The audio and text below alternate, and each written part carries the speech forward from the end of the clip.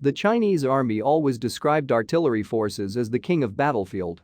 And it has released a new video of PHL-03 rockets launchers. Interesting, it shows an improved anti-artillery radar and drones.